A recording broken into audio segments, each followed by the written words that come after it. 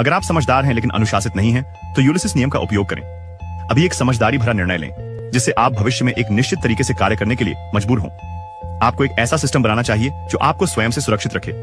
अपनी एक यात्रा में यूलिसिस को साइरन्स रीफ के पास से गुजरना पड़ा, जो जहाज के मलबों और कंकालों से भरा था, क्योंकि कोई भी नाविक या जहाज कभी भी वहां से नहीं गुजर सके। साइरन्स का गीत नाविकों को मदिभ्रम होता था, उन्हें वह दिखाते थे जो उन्हें सबसे अधिक चाहिए होता था, जिससे उनके जहाज चट्टानों से टकरा जाते थे, जहां सरब गाने वाले उन्हें खा जाते थे।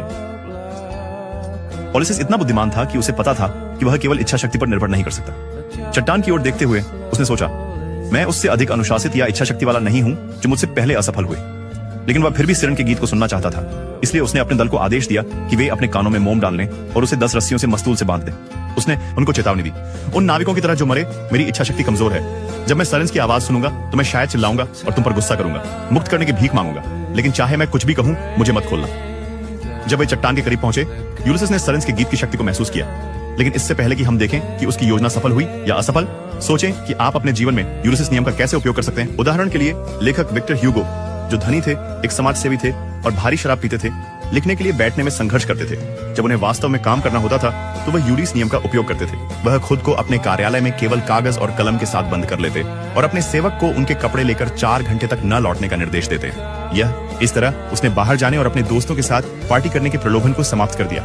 यूलिसिस नियम का उपयोग करने का मतलब है अपने आप को चकमा देने के लिए एक प्रणाली बनाना। प्रलोभन का विरोध करने की कोशिश करने के बजाय आप अपनी बुद्धिमत्ता का उपयोग करके इसे हटा देते हैं। उदाहरण के लिए एक यूट्यूबर है जो सुबह के शुरुआती घंटों में ध्यान केंद्रित करने के लिए यूलिसिस कंटेनर का उपयोग करता है। वह अपने फोन को टाइमर वाली कंटेनर में बंद कर देता है, जिसे 3 घंटे के लिए सेट किया जाता है, जिससे काम करते समय फोन चेक करने का प्रलोभन दूर हो जाता है। जो नहीं समझते, इच्छा शक्ति एक मांसपेशी की तरह है और यह दिन भर में थक जाती है। यही कारण है कि सुबह में स्वस्थ खाना आसान होता है और रात में अधिक आम होता है कि आप अपनी डाइट तोड़ दें जब आप थके होते हैं और आपकी इच्छा शक्ति कमजोर होती है। समझदार लोग खुद को मस्तूल से बांध लेते हैं। वे मानते हैं कि उनकी इच्छा शक्ति सीमित नहीं है और अपनी बुद्धिमानी का उपयोग प्रलोभनों को दूर करने के लिए करते हैं। जब साइरन्स ने गाना शुरू किया तो यूलिसिस ने वह सुना जिसकी उसे सबसे अधिक चाह थी, उसकी पत्नी पेनेलोपी और उसका बेटा टेलेमेकस रीफ से पुकारते हुए, यूलिसिस, हम तुमसे प्यार करते हैं, हमें आवश्यकता है। यूलिसिस ने अपना मानसिक संतुलन खो दिया, मस्तूल के खिलाफ संघर्ष करते हुए और अपने नाविकों को कोसते हुए। लेकिन क्योंकि उसने पहले ही यह स्वीकार कर लिया था कि केवल इच्छा शक्ति ही पर्याप्त नहीं होगी, और क्योंकि उसने अपने को मस्तूल से बांधकर प्रलोभन को हटा दिया था, वह सायरन के जाल से बच गया और वापस आ गया।